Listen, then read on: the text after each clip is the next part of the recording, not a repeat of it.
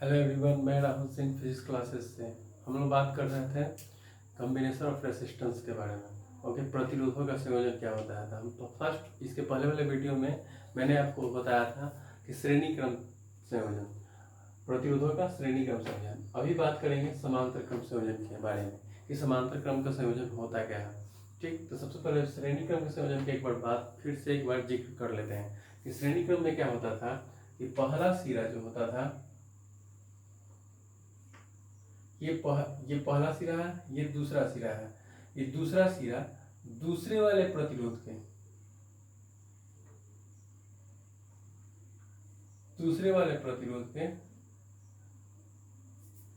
पहले सिरे से कनेक्ट है। ये इसका दूसरा सिरा, पहला प्रतिरोध का दूसरा सिरा दूसरे प्रतिरोध के पहले सिरे के साथ कनेक्टेड हो तो क्या सीरीज कहलाता है, सीरीज कॉम्बिनेशन ऑफ रेसिस्टेंस कहलाता है। ठीक, अब बात करते हैं हम लोग पैरेलल यानी समांतर क्रम संयोजन। प्रतिरोधों का समांतर क्रम संयोजन क्या होता है। सबसे पहले बात करते हैं नॉर्मली भाषा में कि समांतर क्रम संयोजन में प्रत्येक प्रतिरोध के पहले सिरे को एक बिंदु पर तथा दूसरे सिरे को दूसरे बिंदु पर संयोजित करते हैं। ठीक, अब बात करते हैं यहाँ से इस फिगर के माध्यम से। फिर एक बार पहले आपको बता दें कि समांतर क्रम के संयोजन में प्रत्येक प्रतिरोध के पहले सिरे को, देखो तीन तरह का हमारा प्रतिरोध है। प्रत्येक प्रतिरोध के पहले सिरे को एक बिंदु पर यहाँ पे देख सकते हो, एक बिंदु पर तथा दूसरे सिरे को दूसरे बिंदु पर, तो दूसरा सिरा है जो दूसरे बिंदु पर बी पर दूसरे बिंदु पर ओके संयोजित करते हैं। तो जो संयोजन होता है वो क्या कहलाता है, समांतर क्रम संयोजन कहलाता है। प्रतिरोधों का समांतर क्रम संयोजन कहलाता है। ठीक, अब बात करते हैं हम इसके, इसी को हम लोग अगर दूसरे भाषा में कहें तो हम बता दें आपको कि समांतर क्रम या समानांतर परिपथ में हर एक घटक, जो आपका प्रत्येक घटक जो होता है, घटक पर समांतर वोल्टता, ठीक, समांतर वोल्टता उपलब्ध होती है। यहाँ पे इस जो आप देख रहे हो परिपथ सर्किट, इसमें समांतर वोल्टता उपलब्ध है, सभी जगह समान वोल्टता रहेंगे। ठीक, आप ऐसे ऊपर करके नीचे यदि कहीं भी दे सकते हो,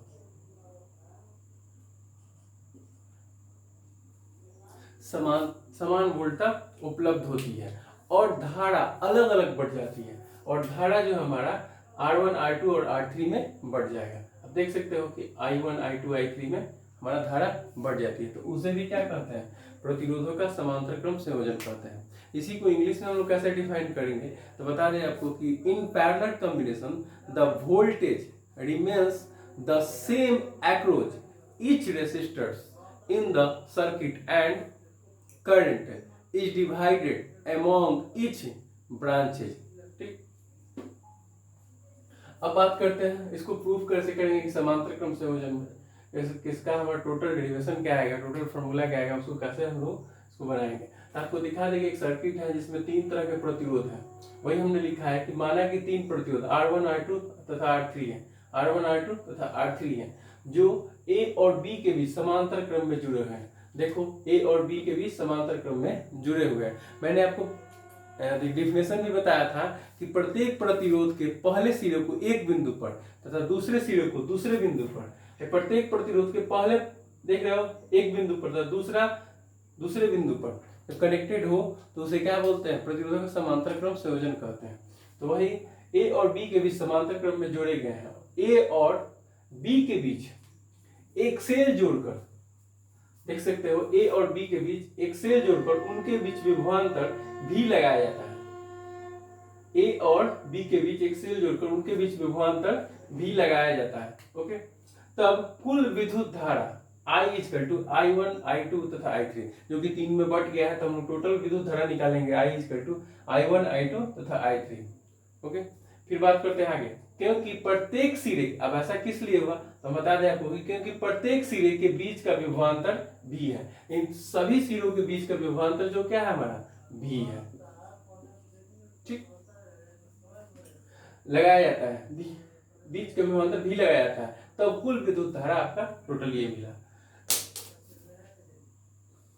इनके बीच का विभवांतर v है। अब बात करते हैं, हम यहाँ पे सीरीज पढ़ रहे हैं, सीरीज कॉम्बिनेशन पैरेलल कॉम्बिनेशन पढ़ रहे हैं ऑफ रेसिस्टेंस। तो उसमें ओम की नियम के बात है, जो पहले वाले भी जो फॉर्मूला हम डिराइव किए हैं, फॉर्मूला लाया है, उसमें भी ओम के नियम को लाया था। अब यहाँ भी ओम के नियम का यूज करना है।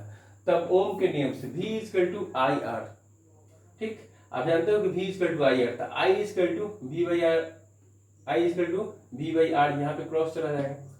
अब चूंकि पहले प्रतिरोध पर धारा I1 equal to V by R1 होगा, क्योंकि ये जो V है प्रत्येक सिरे के बीच का विभवांतर V है, तो V1 नहीं लिखेंगे, सिर्फ V लिखेंगे, ओके।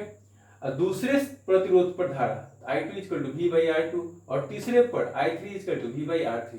अब इन तीनों यानी कि कुल धारा हम लोग निकाल लेंगे, टोटल हम लोग करंट निकाल लेंगे। इसलिए कुल धारा आपका इस फॉर्मूला में, समीकरण 1 में आप मान रखो, समीकरण 1 में I1 I2 तथा I3 का मान रखने का, ठीक। अब मान रखो I1 I2, I equal to क्या लिखोगे, I1 का मान कितना है, V by R1, V by, I2 का मान कितना आएगा, यहां से रख दो V by R2 plus V by R3। अब इसमें से कॉमन क्या, V आपका कॉमन है, तो V कॉमन ले लोगे, तो आपका क्या बचेगा, I by R1, I by R2, I by R3। आप जानते हो कि V इक्वल टू क्या होता है, कोई भी एक फॉर्मूला यहाँ पे रख दो, आप I के अकॉर्डिंग भी रख सकते हो V बाई R, तो भी आ जाएगा, और V equal to I R भी रखोगे तो भी आपका फॉर्मूला करेक्ट आएगा। तो I के अकॉर्डिंग रख दो V by R, I equal to क्या लिख लो, V बाई आर, यहाँ पे रख दो V by R, I is equal to V, यहाँ पे रखो I by R1 plus 1 by R2 1 by R3। अब यहाँ से देखो V से V काट दो, तो इसलिए 1 बाई आपका R बचा is equal to 1 by R1 plus 1 by R2 plus 1 by R3।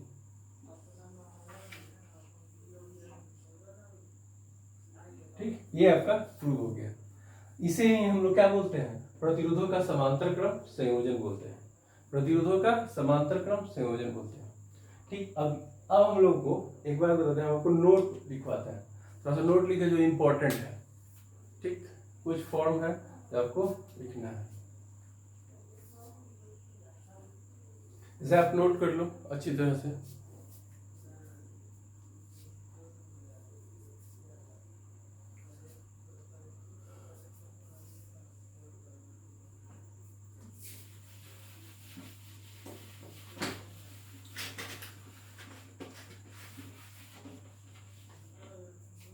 कुछ फॉर्म और लिखवाते हैं नोट में, आप लोग लिखना, कुछ फॉर्मूला है जो कि इम्पोर्टेंट है, काफी एग्जामिनेशन में पूछ देता है। तो अगर हम कुल विद्युत धारा अगर निकालें RT यानी टोटल रेसिस्टेंस अगर निकालें, अगर फॉर्मूला R इंटू N, यानी N क्या है, प्रतिरोधों की संख्या, R क्या है, रेसिस्टेंस है। अगर एक रेसिस्टेंस दिया हो, प्रतिरोध दिया हो और उसकी संख्या दिया हो, तो हम लोग अगर और उस पर कुल धारा कुल प्रतिरोध पूछ दे, तो हम लोग कैसे निकालेंगे, यही फॉर्मूला लगाएंगे, RT equal to R into N, जो कि ये सीरीज है, श्रेणी क्रम में रहे, तो श्रेणी क्रम में रहेगा तो ये फॉर्मूला लगाना। और दूसरा RT equal to R by N, ठीक, ये समांतर क्रम में, समांतर क्रम में हो ये फॉर्मूला लगाइए। ओके, ये की इम्पोर्टेंट है, एग्जामिनेशन में छोटे छोटे क्वेश्चन पूछते रहते हैं इससे। अब बात करते हैं कुछ इंपॉर्टेंट पॉइंट के बारे में। ठीक, अब फैक्ट पॉइंट बताते हैं सीरीज के बारे में और पैरेलल के बारे में, कि घरों में विभिन्न विद्युत उपकरण, आप नोट करके ऐसे करके लिखना है,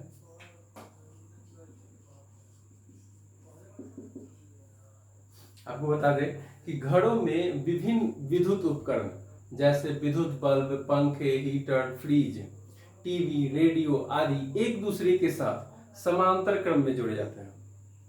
ठीक, आपसे पूछता है कि विद्युत बल्ब घरों में किस क्रम में जुड़े हुए होते हैं, तो आपको बताना है समांतर क्रम में जुड़े होते हैं, जो कि इंपॉर्टेंट है, इसीलिए हमने नोट करके लिखवाया है। और आपको बता दें कि इनमें प्रत्येक का अपना अलग अलग स्विच होता है। इस प्रकार के प्रत्येक के सिरों के बीच विभवांतर जो होती है नियत रहता है, तथा उसमें प्रवाहित धारा इस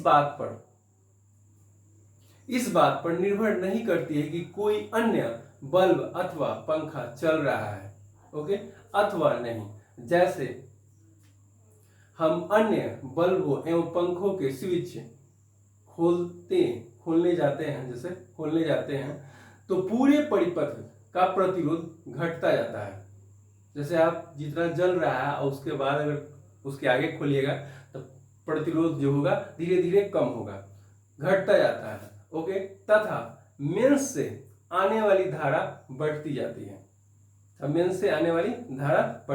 है, आपको ये भी बात एक पॉइंट और बता दें कि सजावटी लाइटों में श्रेणी क्रम का प्रयोग करते हैं। जो सजावट जो लाइटें होती हैं वो श्रेणी क्रम में उसको रखा जाता है, ठीक। अब मैं नेक्स्ट वीडियो में आपको इसके बाद मिश्रित क्रम संयोजन के बारे में बताऊंगा। थैंक्स।